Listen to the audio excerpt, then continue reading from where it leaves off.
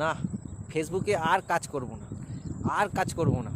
কালকের এই প্রবলেম তো কালকের ওই প্রবলেম, কালকের এই ইস্যু তো কালকের এই রিপোর্ট, কালকের এই কেস নাম্বার, মানে নাজেহাল হয়ে যাচ্ছে, নাজেহাল হয়ে যাচ্ছে। আর কাজ করার ইচ্ছা নেই, কারণ মনে আর কাজ করে নেই। অনেকে তো ফেসবুক ছেড়ে ছেড়ে দিয়েইছে, প্রায় ছেড়েই দিয়েছে, কাজই করতে চাইছে না। তাই একটা কথা বলবো দাদা ভাই, দিদি ভাই, যারা অডিয়েন্স যারা আছো, তোমরা কিন্তু হাল ছাড়বে না, ঠিক আছে? হাল ছাড়লে হবে না, হাল ধরে রাখতে হবে, ধৈর্য রাখতে হবে, তাহলে কিন্তু ফেসবুক থেকে সফলতা তুমি অবশ্যই পাবে।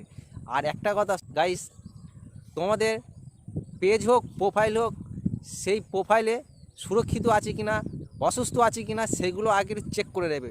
যেমন দেখো, তোমাদের মানে প্রোফাইলে বা পেজে কোনো রকমের ইস্যু বা কোনো রকমের রিপোর্ট এগুলো যাতে না আসে।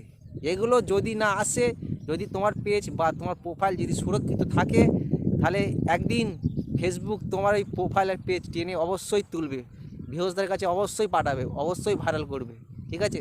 কিন্তু তোমার কন্টেন্টের দম থাকতে হবে। কন্টেন্টের মধ্যে দম না থাকলে তোমার ভিডিও কোনো দিন ভাইরাল হবে না। আবার গাইস, 13 তারিখে আবার নতুন আপডেট এসছে, তোমরা অনেকেই কম বেশি জানো।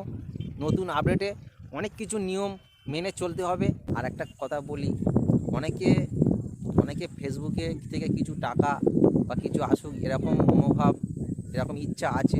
অনেকে ঈশ্বরকেও ডাকছে, যে জানাচ্ছে যে অন্তত মাসে অন্তত রিচার্জ মারার টাকাটাও যদি ফেসবুক থেকে আসে, তাহলে রিচার্জটা মারা যায়।